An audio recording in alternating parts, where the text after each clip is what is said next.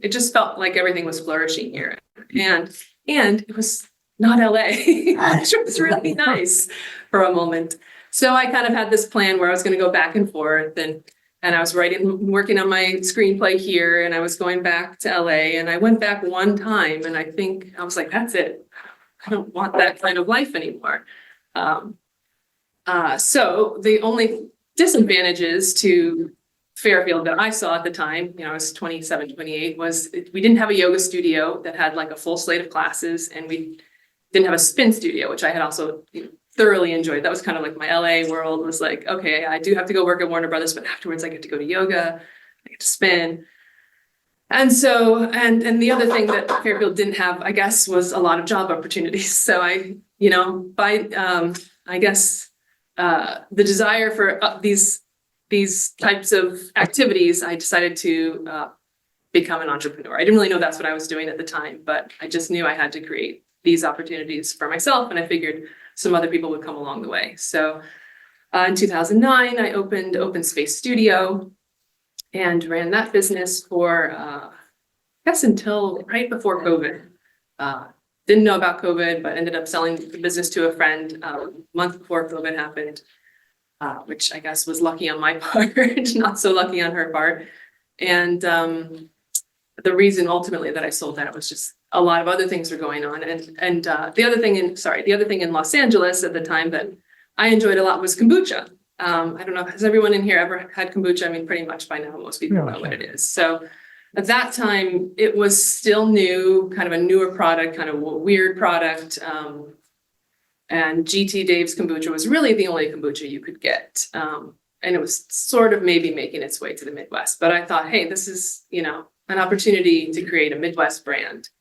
And so my brother actually moved back. He was in LA as well with me, and we both moved back at the same time. We were writing scripts together, and we just thought, let's make some kombucha. And so we started really small. Like we filled our closets with all these vats of kombucha.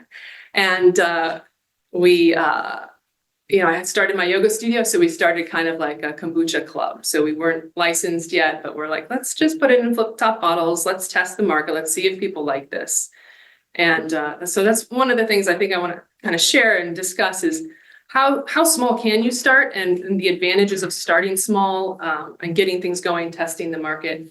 And then when should you start a little bit bigger, or, what are those advantages? So let me just see here. What else did I want to say about that? So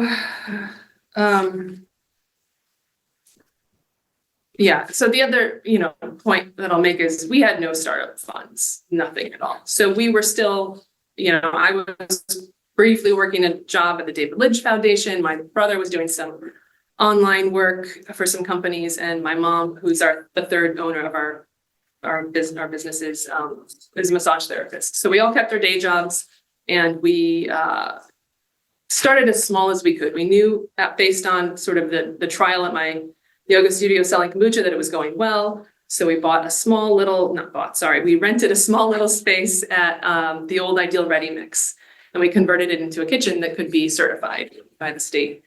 And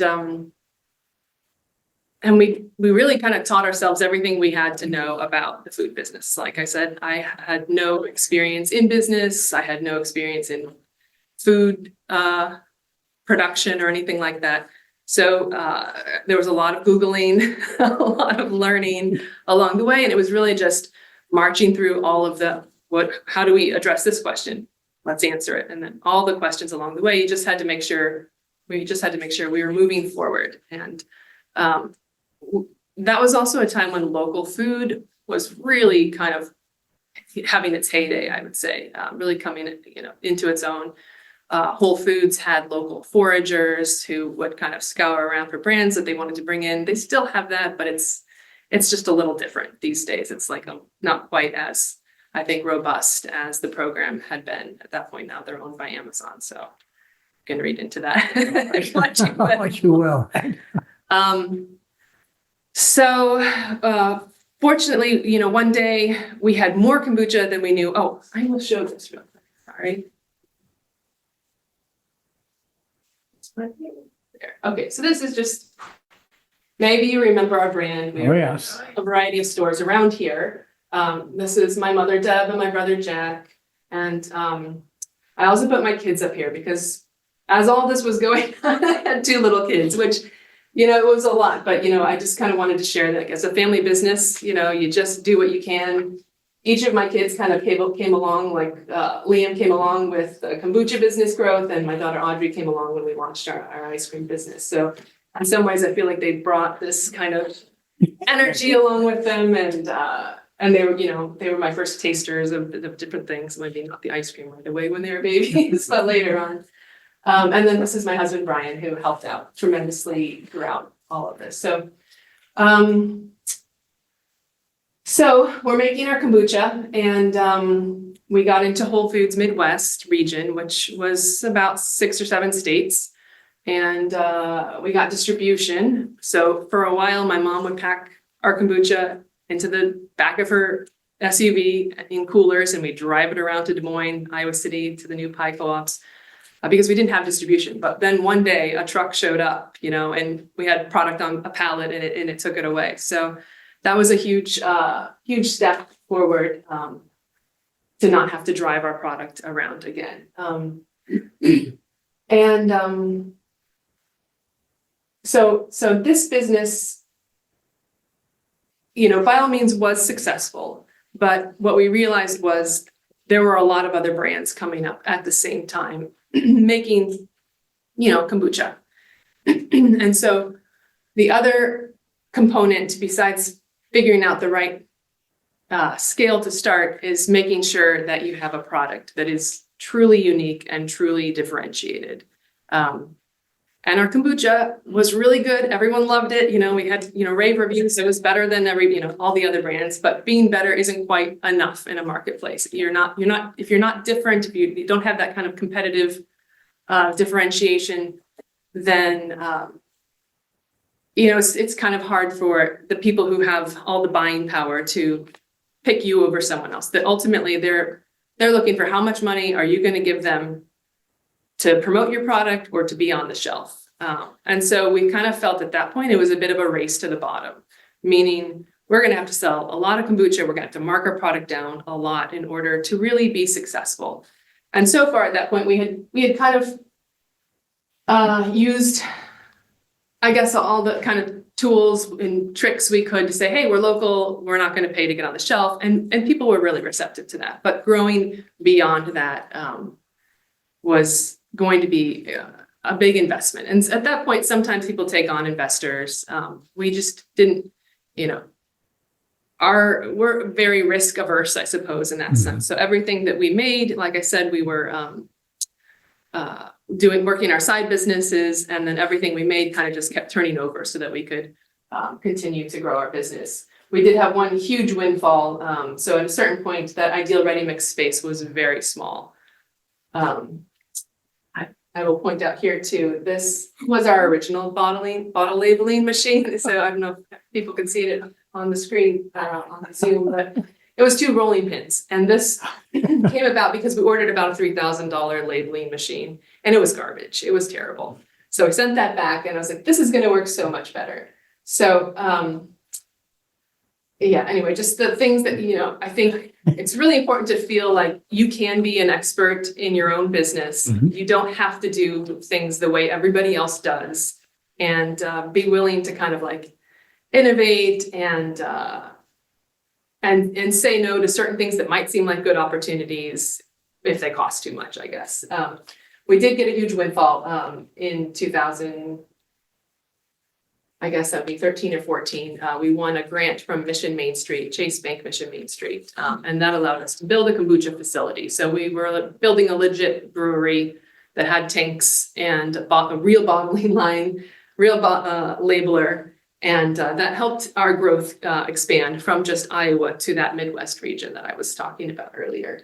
But again, along the way, we realized, we're going to have to sell hundreds of thousands of bottles of kombucha in order to, support 3 families. So, you're in the food business and you're looking at things and opportunities. And one day we just said, wish there was a better kind of ice cream, an ice cream that wasn't made out of coconut, because all the ice creams that are made out of coconut, they're fine, but they taste strong like coconut. That's how I felt. And they have saturated fat, which, is fine. But avocado has a monounsaturated fat, which can be, in most people find that to be healthier fat. So we brought a little ice cream machine to our kombucha bottling facility, and we made a little ice cream, and the batch turned out pretty good. And so we kind of kept testing, trialing some little batches. But then at that point we knew, oh my God, we just built a kombucha facility. We're not going to build an ice cream facility too. So how do we do this? So at that point we looked for co-packers. So co-packer is a facility that will produce your product for recipe. You bring the ingredients, and they have the production line. And so that seemed like a far better prospect at the time. We were at that time still making our kombucha, and we found a cream. So that was they took a chance on us. A few other people were kind of like, "What? I don't know." So we ran a trial, and it turned out really well. And we ran 3 flavors at first: a chocolate, a mint. Actually, maybe we ran a few more, and our lemon. And I took those flavors. My brother and I drove to Chicago in one day with our ice cream in a cooler on dry ice, and we met with the Whole Foods buyer there. And he took the tiniest little taste, like literally like a pinch of a spoon. And he's like, "This is going to do really well." Yes. So that was kind of the big turning point for us, and we didn't have to drive ice cream around like we did with our kombucha. We immediately got distribution through UNFI into Whole Foods stores, and then from there, it was a far easier process to scale the business because we didn't have to produce it ourselves. So when we were producing kombucha, at least one full day every week would be the bottling of the kombucha. We put the bottles on the line. My brother was filling, and took a lot of work and manpower. And so this is kind of making this a long story, but this is a great story. So the other thing that we realized was it was great for us to feel comfort-wise and risk-wise that growing our kombucha was a little slower, but we knew we had to grow this Cado brand faster. We just had to get out as quickly as we could. You can't really trademark a recipe. So we just knew we had to kind of get our name out there as broad as we could and kind of capture the market space. So that was 2016. And we just, made a lot of phone calls, called a lot of stores. And again, at that time, people were still a little more receptive, I think, to small brands, local brands, and when you have something new or totally innovative, people are kind of, they're like, maybe, yeah, well, try this. I'm not a salesperson, but my product will sell itself based on what it is. So I guess that's the only way that I can be a salesperson. Let's see. So yeah, one important thing. So the product, as I'm saying, is paramount. So having that marketable, distinctive advantage that makes other, first the buyer at the store, at the chain level, has to say, yes, I want to put this product on the shelf, and then the customer has to come in and say, I'm going to take this product off the shelf. So you have to kind of be able to reach both, and certainly first that all-powerful buyer who can say yes or no for any number of random reasons, which over the years you start to get a little frustrated with the power that they have. I will say we've had 2 cold chain products, meaning we can't distribute directly to the consumer. I mean, we can, and we do from our website. We can send a product with dry ice in a cooler, and we have a third party that does do that. So if person really wants a flavor that's not in their area, they can do that. It's just really expensive. So, the cost of dry ice, the cost of a cooler, they have to get 4 to 8 pints in order for it to even be remotely cost effective. So we're really having to deal with distributors and store buyers, not direct with the consumer. I wish, I could send ice cream direct to consumers at a great cost, because that would be far easier. And in terms of just being able to connect and to that your marketing dollars are going in the right places. I will say, yeah. And so I guess the couple of key points that I feel like have been super valuable in the process of growing these businesses is start as small as you need to, but get started, and then understand kind of who your market is, how big you're going to need to grow in order to actually make some money. So with the kombucha, I don't think we could have started any smaller. That was, oh, did it go?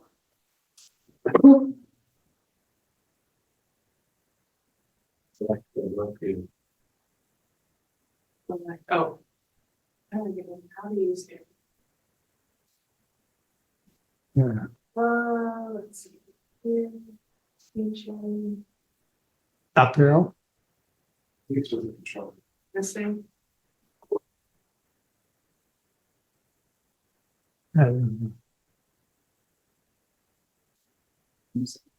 Yes, get up for some reason. Maybe it's already selected, yeah. Yep. Oh gosh.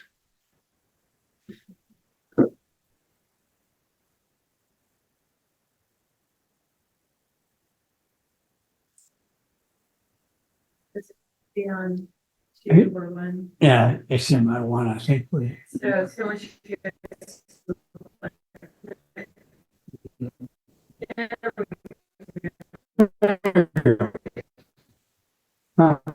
Yeah.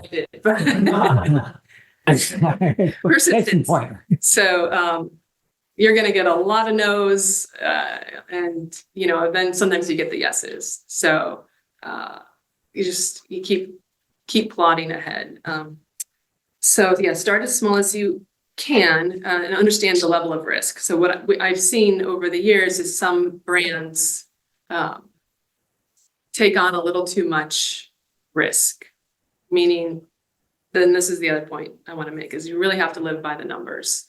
If you don't consider your margin, and I guess I'll just say it this way, if you sell a product to a distributor, you deliver it to them, they're going to want to make money. And then their store is going to want to make money. And then they're going to want you to put it on sale a lot too. And that costs money. So it's not even just the dollar off. You probably have to pay a $1,000 fee for a chain to put a product on sale. So there's a lot of deductions that happen through the process. So you really have to make sure that you've created a formula, a recipe, and that can withstand whatever margins or whatever price you're putting it at. And if anybody ever wants to talk about that sort of thing, like offline here, I'm happy to talk about numbers, because they're, they can be challenging. You might want to see your product on shelf for a certain price, and it's just not really possible. And it's far better to not sell yourself short in the beginning and try to get, someone the other day was saying, well, I said, well, this cost that you've given me, this was our co-packer, is not going to allow us to make any money. He also sells. So the co-packer we use actually now is in Wisconsin. They bought a place there too. They make product for Trader Joe's. They make product for Breyers, Whole Foods, and some other places. And so they just create what's called private label. So they put the Whole Foods brand on their product or the Trader Joe's brand on their product, but they sell direct to them. When we make our product there, we have to send it to the distributor, and the distributor has to also then sell it to the retailer. So there's a lot more margin that needs to be there for all of those people to feel like they're making some money in the way. So he said, well, maybe you don't need to make money in the beginning.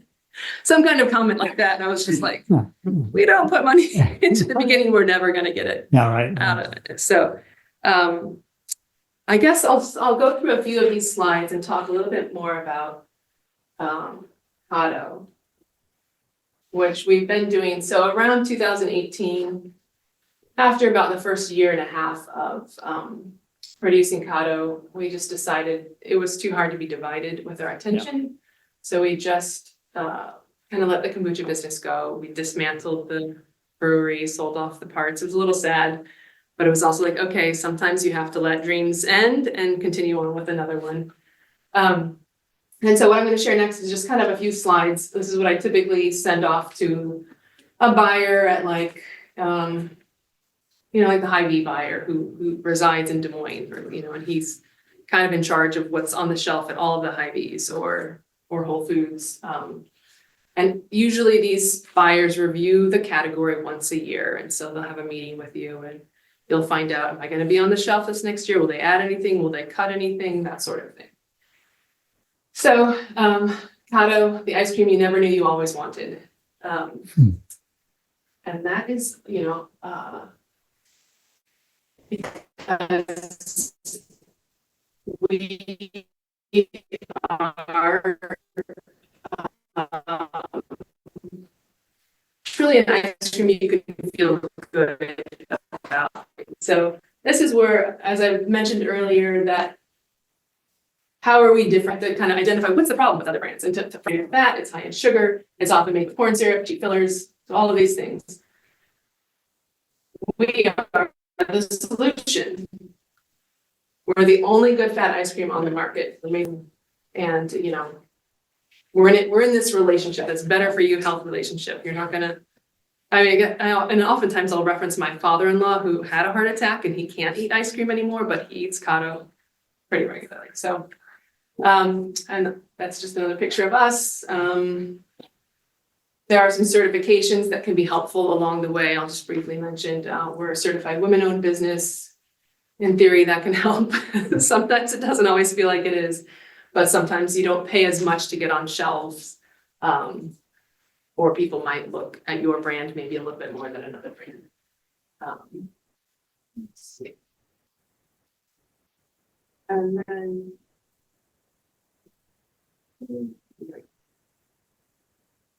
so, did anyone taste avocado in your sandwich? Not really. No, it's okay if you did, but It makes it kind of taste like the smoothness of the avocado. yeah, the creaminess. Yeah. So that's, Cado wins over consumers first with the creamy, rich taste, but it's what we leave out that ultimately makes all the difference between us and another brand. Yeah. So again, just simple slide to indicate the differentiation between us and the other brands. I really, I have to hit this a lot because sometimes buyers can be overwhelmed. They get 200 brand submissions. So you have to really tell them again and again, why are you different? Why should your brand be on the shelf? So this is a comparison chart. So these are the other major brands, and they all happen to be brands, not all of them, but a lot of them happen to be brands like Ben & Jerry's, Talenti, Breyers that also have regular ice cream.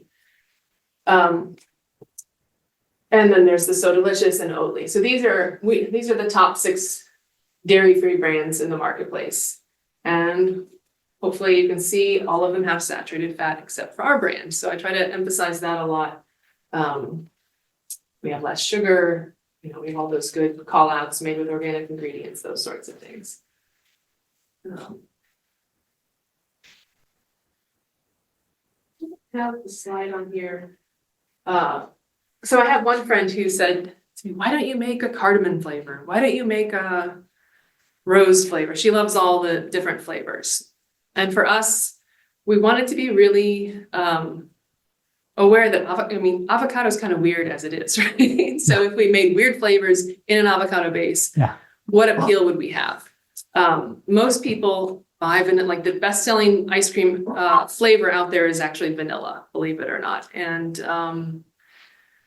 our best-selling flavor is our chocolate. We sell more chocolate. I think 50% of what our sales are chocolate. So I think, and all of that to say, if you're, whether it's a food business or any kind of business, just be mindful, I guess, of how many items you have, because you have to service all of them in some way. And so they have storage fees, and if they expire, then you have to deal with all the inventory. So it's kind of like finding that sweet spot of how many items is enough. And then if you get too many, you just, unless you have a scoop shop or something like that, where you can kind of cycle through things. So it's all dependent on your business, but we started with 3, we went up to 7. Ultimately, we got to 10 items, which felt like too much, 10 pints. And then we've scaled back to 9. We might reduce a few, and we're adding some novelties. So it's a really important balance, finding the right products. And sometimes you'll find like you have a hero product that really is ultimately like the one that's going to kind of break through and sell. And that for us is our chocolate flavor. We made a few more chocolate type flavors, chocolate peanut butter, chocolate mud pie. So again, that's one of those, just be cautious. You don't overdo it with, wanting to have all sorts of, and again, if you have a store on Amazon and it's not a frozen product, it's different kind of situation, but,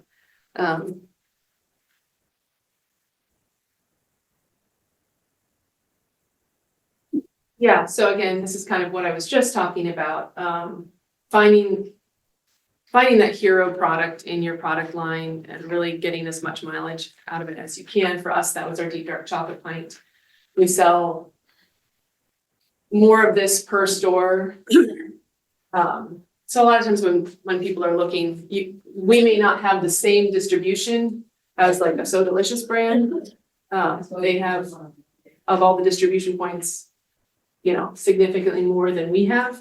But per store, we're selling more product than them. So at a certain point, you can get data. If you don't, sell directly to a consumer, it's kind of hard to know our sales. But there are all sorts of people who want to sell you data, all sorts of agencies, Nielsen data, Spins data. And at some point that can be really helpful. It can show trends and growth and things like that. And then hopefully you can use that data to try to get more shelf space. But again, that's one of those, finding the balance. Is this really going to create more business for me if I spend $20,000 on data, or is it just going to be like a hole in my pocket?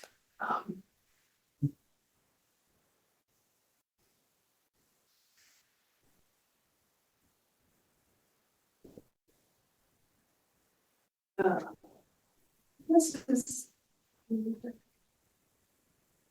we always thought we had a product that was a natural channel product, a Whole Foods type of brand. But ultimately, we had a broker call us from Bentonville, Arkansas, saying, I want to bring your product into Walmart. And we're like, Walmart, I don't know about that. I don't think we have a product that's fit for a consumer at Walmart. But lo and behold, we did, and they became one of our best accounts. And they bring the product directly to their own stores, so there's one less middleman in between. Mm-hmm. So that's why they're able to offer that better value. So this is natural channels, sort of those health market type stores. So I guess, whether it's Amazon or natural channel or what is called the multi-outlet channel, MULO channel, you have to develop some kind of strategy about how you're going to go after the market, whether it's a regions. First, we started in the Midwest region, or a certain account, like launching an exclusive, that sort of thing. And hopefully, if you can kind of focus in a certain way, then the sales that you see will become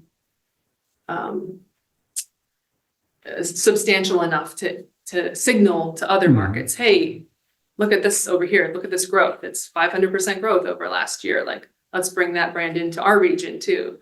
So all of those signals of growth really can kind of build upon each other.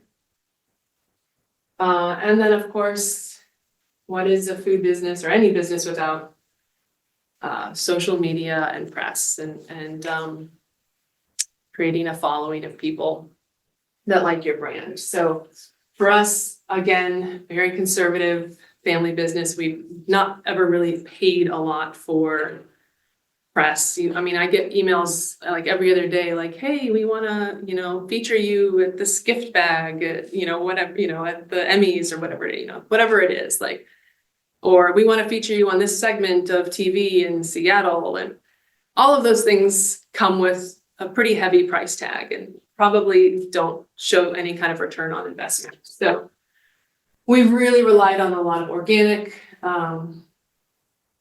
social media and press coverage. So I would send out press releases. But we got some really interesting kind of, free press, which is truly, I think, the best kind. When you guys know who Tom Brady is, the football player guy. So he has his own avocado. He eats really healthy. He's got his own avocado ice cream recipe, kind of, unrelated to us. But at his 40th birthday party, they served our product without even asking us. They served it at the press box. So we got a lot of mileage out of that type of thing.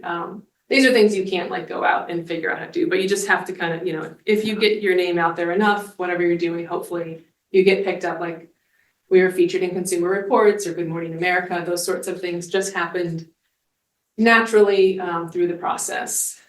It would never probably pay the money. I mean, maybe some things are worth paying the money, but and again, reviews, what we do pay for now actually is syndicating reviews, because so many people go online to buy food products, or, the grocery shopping is happening online even now. So if people see some good reviews there, which come from our website, and then they're syndicated, they show up on the Walmart website, or they show up on Instacart.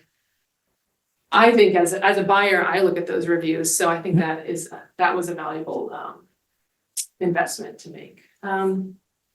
Really, let's see, I want to make sure I get the key points. Start small, become the expert for your business is one thing I didn't really talk about. Keep answering the next question. But there was a point at which we thought, oh, we need to have a consultant who's done this before help us. And they charged, whatever, $10,000. They had a fee attached to it. And they just had no idea what they were talking about. And you really have to be, the passion for your own business is going to come through like nothing else. And you have to become the expert for your business in order for it to, and if you don't know what you're doing, then just keep, working on it and learn, because nobody's going to come in and solve your problem. That's, I guess, what I felt. Maybe there's some amazing chief marketing officer I still need to meet who's going to create the viral, everyone's like, just make a viral post. And I'm like, yeah, I'll make a viral post. Sure. Yeah, exactly. Yes. So this is kind of the recipe of what I did. Obviously, every, entrepreneur and business is going to have its own twists and turns but I guess, Megan, you should know that your social accounts are the one thing I use as case studies in my classes at the university. Oh, cool. So people all over the world who take those online courses for social media are seeing your accounts as examples of good marketing. Yeah. Oh, Yeah, I mean, that was part of the fun in the beginning is we got to take pictures, our own pictures. We create, my sister-in-law, Darren, was kind of heading that up for a while. Ultimately, she had started a family, so we hired somebody to do it. But we just kind of became our own photographers. None of us had photography experience. All of these things you can kind of figure out. My brother and I, and mostly him, created our own packaging. We didn't send it out to a packaging company. We just kept tinkering with it. And when we did try to hire someone, it was just kind of not quite what we wanted. And that's not to say, you can't find a great person. It just takes work to find the people that you really want to work with. At this point now, we do work with some, we have a third party kind of accounting company that helps us. So we're not doing all of the books on ourselves. We have a team. It's kind of like fractional sales team in a sense. So they work on a lot of different accounts. They're kind of like a broker. They're not exactly a broker. That's one thing we didn't hire right away was a broker. Brokers typically work on commission. We just felt like we needed to tell our story. Right. And as long as we could get in front of the buyer, like we were going to sell our product the best. There are a few places we felt like we couldn't get it in front of the buyer. We tried to get a broker, we hired them, and then they couldn't get in front of the buyer. So, there's no like easy solution in that regard. Yeah, I guess that's kind of, I know we're probably. What's next? Yeah, Well, we have a few thoughts on a slightly different ice cream product line, that's more protein oriented. So it seems, yeah, a lot of the protein products, protein ice creams out there have a lot of just junk in them. So it would be very clean, probably have very simple ingredients. Maybe so right now we use organic cane sugar, mostly because we didn't want to use coconut. We were trying to be very different from all the coconut products, but maybe we would use coconut in this product line. So I'm playing around with that. There's different trends in the ice cream business. So I don't know if you guys remember Halo Top, the brand of ice cream called Halo Top. They were huge and they created all these doors in stores for pints. And then all of a sudden they sold their business, and actually to a company in Northwest Iowa, which is kind of the ice cream capital of Wells Dairy. They sold their business, and of course then Halo Top kind of started to trend down, didn't do so well. So all pint doors got filled with a lot of non-dairy product after that, like our brand and Nadamu and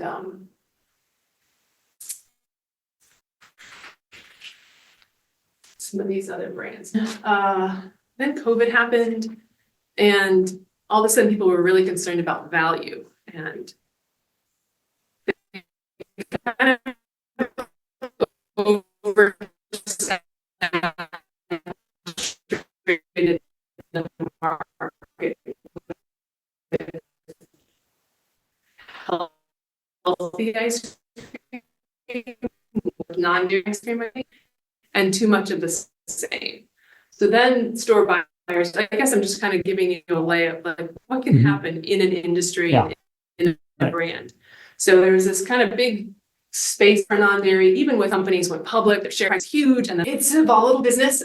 And these they grew their business, and a lot of food brands do in time where there's a contraction in the marketplace, and they don't get any more free money, or the money is no longer the investment money kind of dries up, and it's really hard to maintain a business, their business model, I guess, without that. So in the last year, not these brands, because these are kind of the larger brands, but there were probably 30 to 40 other smaller non-dairy ice cream brands that just kind of went away because of the dynamics in the business, and the lack of free, cheap money. So just something to, it's hard. It's a real hard balance figuring out how to grow, what money to grow with, but always kind of safeguarding, for potential setbacks in industries, because they ebb and flow. also about different kinds of money, because I think that many people are familiar, but maybe some people aren't. Yeah, I mean, I am not ultimately the expert because we have organically grown our business without any investment, but there's certainly, you could get just some angel investors around that that would be interested in participating for a slice of the pie, I guess. And then at a certain point, if there's private equity firms that maybe if you're 3 million or above or something like that, they might start taking interest in, and then maybe every industry is different in terms of the thresholds. They want to, everybody wants to invest, and some of them want to be minority investors, and some of them would prefer to have a majority. But I guess we always felt with every investment, there's going to be a lot of strings attached, and you have to be, I guess, kind of wary of that. Probably not the best person to talk about that, but yeah. Since you have someone co-packing for you, how do you deal with your sourcing ingredients? We source them ourselves and have them shipped to our co-packer. I know that other brands allow the co-packer to source everything. Some brands don't even create their own recipes. They might just say, all right, I want a cookie dough ice cream, and the co-packer might have, ready mix cookie dough ice cream, and they just create the brand, slap the label on, and it gets shipped out the door, but it's really nothing unique. I think like Snoop Dogg had an ice cream the last couple of years that was in Walmart. And I'm, pretty sure like Snoop Dogg didn't spend time Probably not. stitching, making the ice cream. Maybe he enjoyed it. Does that answer the question? No, it definitely does. I'm curious about like, obviously there's fluctuation and.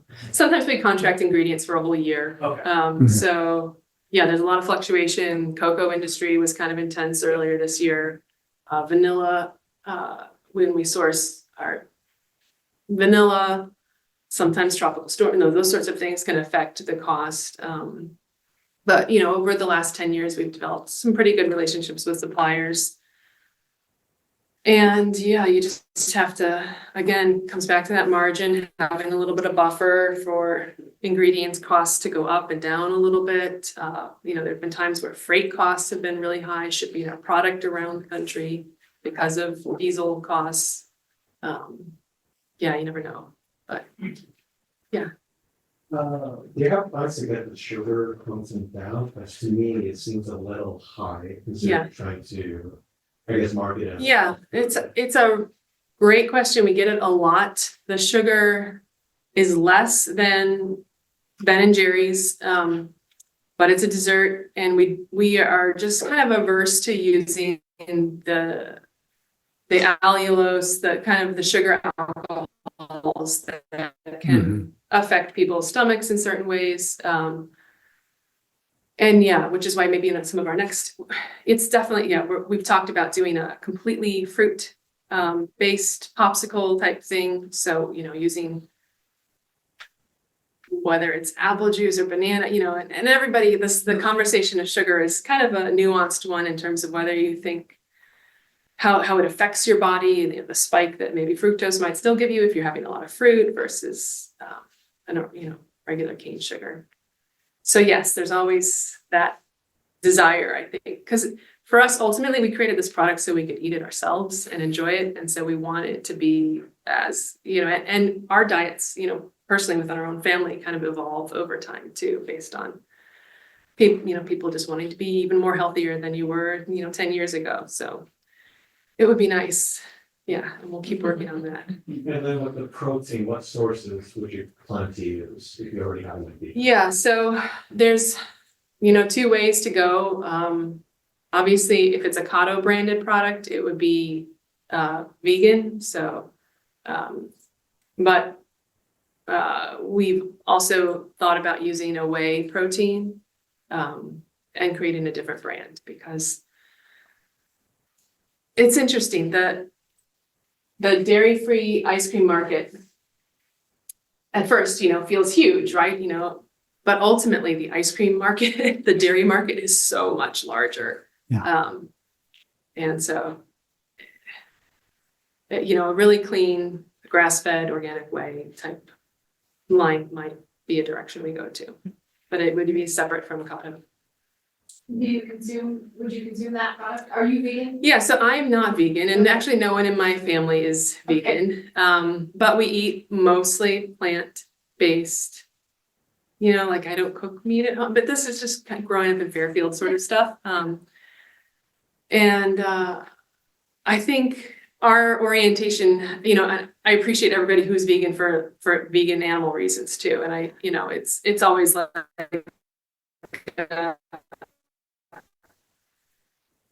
it's a little, nuanced, because people are very, it's very important to them. But I think there's a broader, this broader health kind of concerns too for why people choose certain foods at certain times in their life. And that's where we're at. How did you increase that? Was it in your head? Yeah. Did this feel like your path, or? Yeah. It It's just the product itself Yeah. did the work. Yeah. You know, I think having a yoga studio in Fairfield was amazing. But like I was never gonna make money doing that. Yeah. That was just a passion thing. You know, you have to, Fairfield, like Bob was saying, you gotta figure out how to scale in a way that whether it's, you know, through online access to people elsewhere or distribution, you gotta get out of Fairfield with your idea. I got a few points. One is that I wouldn't give up on the idea of these prestige events. Like I did the floating bed at many events, and I found, first of all those people were negotiating. Uh-huh. So when That's- somebody says, oh, you can be backstage at the Emmys for $5,000, Yeah, just tell them we'll pay them $1,000. yeah, See what happens. that's, And on that note, because I dealt with a lot of those guys, I can give you the name. There's a company called Backstage Creations, Uh-huh. and they're the most legitimate. So if you ever do want to have your ice cream at any of those events, they do the Grammys, the Emmys, the MTV, they do everything. cool. And Yeah. the woman who runs it is really nice, so it's a possibility for you. Yeah, definitely. Yeah. And every product is different too, right? Of course, So, yeah. yeah. Another note is that I had a natural food company in the early '70s, so I was in this way before there was even distribution. Yeah. And in fact, the reason I got out of it is because my partner didn't want distribution. We had a bitter disagreement, and he won, or I let him win, and then the company died. So Yeah. distribution is critical. I'm curious if you could share a little bit more about your conversations with Whole Foods and people who work at gatekeepers. Mhm. What- 1:30 at the Fairfield Public Library, we're having a book reading and discussion by Ruth Backstrom, a local dynamic facilitator. Healing the Divide, Igniting a Bold New Democracy. I'm placing this flyer out here and at 1:30. Hey, very good, thank you. See you there. So yeah, gatekeepers, I mean, there've been some great ones and then some that are just, it's kind of hit or miss. So, and, you know, in terms of Walmart, the first buyer we had there he was super excited. He brought the brand in, he was gonna grow the brand, and then all of a sudden he was not there anymore. And we had somebody else in his seat and he did not get our brand at all. Yeah. So we deal with that a lot, the turnover. There's a lot of corporate, you know, growing, you know, climbing up the ladder in their industry. And but then that happened. So then we got this buyer who didn't understand us. He cut out a bunch of stores for our product. And then the next year, another guy came in and we worked really hard on a private label. It was a co-branded line actually with Tom Brady and his company, and created his products. He said, I'm gonna put this in all the stores, 5 flavors. We were like, oh my God, this is gonna be amazing. And then all of a sudden we were ghosted by him for like 6 weeks. And then like 2 months later, he was fired. Like he had a whole, you know, so it's kind of wild. It's kind of wild out there. Now we have a new buyer and he's like, all right, I'm gonna make it right, you know, but then you're like, what does this mean? Yeah. So, you just gotta, it's hard and it's kind of beyond hard and depressing sometimes when you feel like people just don't understand like what you're bringing to the table is different than all of these other brands here. You just see them as the same. Oh, this category is going down, so we're not going to put you on the shelf. But I'm like, but our brand is going up, and that's what the numbers say. And sometimes you can't get through, and then sometimes a person at a conventional store will say yes, and then Whole Foods will say no. So I guess it's just, you have to have really tough skin and just kind of keep saying the same thing over and over again, which, you know, ultimately get a little tired of. But we, you know, this year this was the strategy of like the ice cream you never knew you always wanted, and trying to make it a little more relationship oriented rather than, and what I hear more and more these days is everyone talking about longevity and products that will, you know, help people live forever. That's kind of where the, I guess, buzzword is at the moment. So I'm using that word a lot. You know, Biohacking.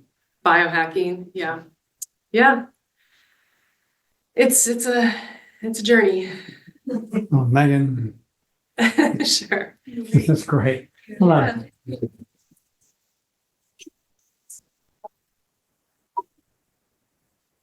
On your way out. Welcome to.